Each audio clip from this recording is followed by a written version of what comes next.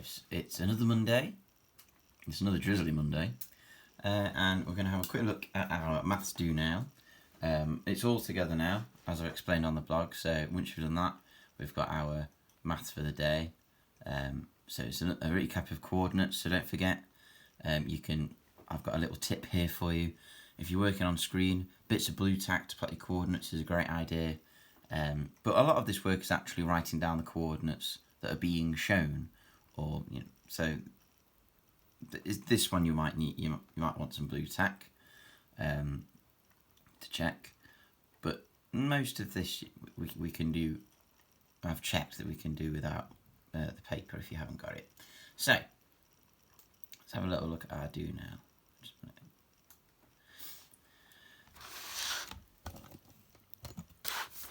So the first one is a bit dark, isn't it? Do I need to put the light on? It'll be alright.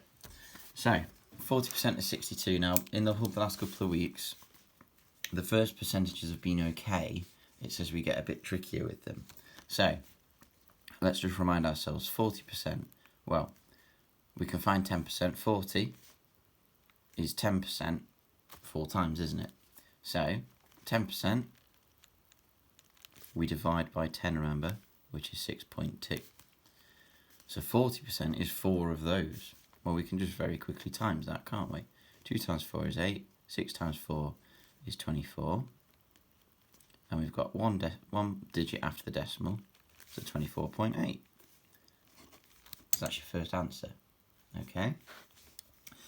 15%. Now 15% is made up of 10 and 5. So we'll put up here again. So 10%, remember we divide by 10. So the decimal point at the end is 12.4. Now 5% is half of 10. So we can halve this. Now this is a nice number to halve this morning. Half of 4 is 2. Half of 2 is 1. Or half of 12 is 6, isn't it? So there you go. 6.2. So you've got 12 and 5% here. So we can add those together. I've actually even left them in a line, haven't I? So 4 and 2 is 6. 6 and 2 is 8. 1 is 18. So 15% of 124 is 18.6. And that's roughly right, because 10%, you're 100% sure that 10% is 12.4. So looks about right. 110%. Now remember, 110% is 100% and 10%. So this is a really nice one to do. 100% is 60. That's all of it. 10%, remember, divide by 10, is 6. So 110% is 60 add 6. 66. And then this is 10% off. So remember, 10% off, so you find 10% and take it away from the original number. So 10% of £34 is 3.4. Or £3.40. So you then have to take that off of 34, okay? Which would be 34, 33, 32, 31, and then 40p as well.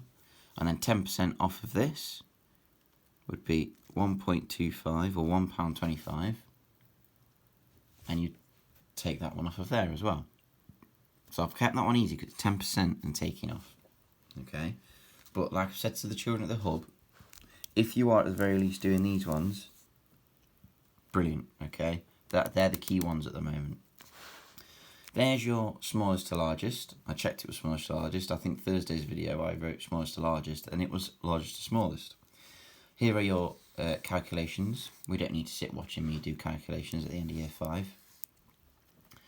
0.6 percentage, 60%, because remember, this is our 10th column. So it's 6/10, so it's 60%. 1% is 0.01. And then this week, we've got a couple of tasty, word is a bit dark, maybe I should have put the light on. A couple of tasty worded problems. So, a school orders 12 boxes of, you notice I've not put what they are. So the worded problem on their own is potentially quite a little bit simpler than what we'll be looking at this time in year 5. But because I've not told you what sort of calculation you need, They'll be alright. So, a school orders 12 boxes of dice. Each box, now as soon as you know you're talking about boxes, you tend to be looking at multiplication, don't you? Because it's an amount of amount of things in a box lots of times, which is multiplication. Each box contains 6 bags of dice. Each bag has 35 dice. How many dice did school order? So, you've got boxes of dice. Within each box there are bags. Within each bag there are dice. So, each bag has, I would read this backwards here. Each bag has 35 dice. Brilliant, that's easy. Each box contains 6 bags of dice. Right, okay, so we know we've got, ooh, screen's just gone off, 35 in a bag.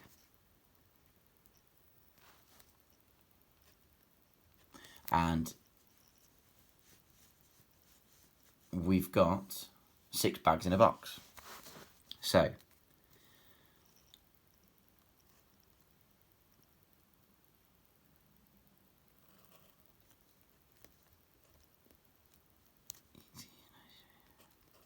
that means that in a box we've got 212 dice. Okay, so we've got 34 in a bag. Each box contains 6 bags. So 35 dice times 6 is 210. So that's now how many dice we've got in a box. A school orders 12 boxes. So that becomes 212. I'll do this up here. Becomes 210, sorry, times 12. 0 into 2 doesn't go. Times 2 times 2 is 4. 0 the hero. 0 times 1 is 0. 1 times 1 is 1. 2 times 1 is 2. Actually very simple calculation that's needed there.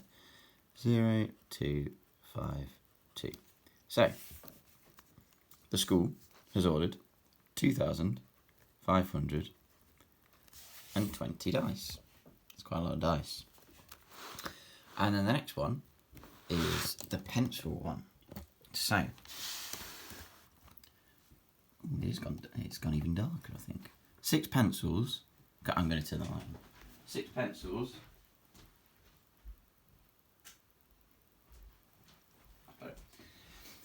Cost £1.92. So 3 pencils and 1 rubber cost £1.21. How much does 1 rubber cost? Right. So if you've ever got the cost of stuff, and you know 6 cost that amount, the first thing we need to do is find out how much 1 costs. Because you'll see these questions all the time. 6 bags of crisps cost this. How much does crisps and this cost? But you need to know how much the pencils cost. So, 6 pencils are £1.92. Well, let's divide £1.92 by 6, and let's see how much 1 pencil costs. Now remember, with division, you need your decimal. So 6 into 1 doesn't go.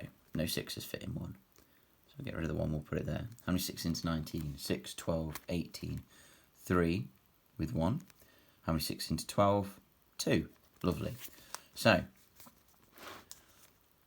1 pencil equals 32p. Now we can look at the next bit. 3 pencils and a rubber cost £1.21. Well, we know how much 1 pencil costs. So 3 pencils is going to be pretty simple to do, isn't it? So 2, 4, 6, 3, 6, 9, 96p. So now we've got the 3 pencils add 1 rubber. We know it equals £1.21. It tells us that. And we now know that the 3 pencils cost 96p. So now I've just got a missing number problem. What's the difference between 96 and £1.21? And that's how much your 1 rubber will be. Okay? So 96, 106, 116. So what are we talking? 25p? I think that is. I'm not completely trusting my Monday morning brain here. So as long as you find one thing, you'll find the rest. So always find the 1. Hopefully, those word problems didn't catch you out too much. A little bit of a thought. I know what it's like in year 5. Our word problems, our calculations, are calculations that, let's be honest, we could have actually done in year 4. But it's understanding what we need to do. All right, and that is what a lot of year 6 is going to be. Remember all the calculations done in year 5? Yeah? Well, now you need to work out which one to use. Okay? So, don't worry if you didn't know what you needed to do. But the calculations themselves are very, very simple. So, good luck with that. And like I said before, we're having a little look at a little recap of coordinates today.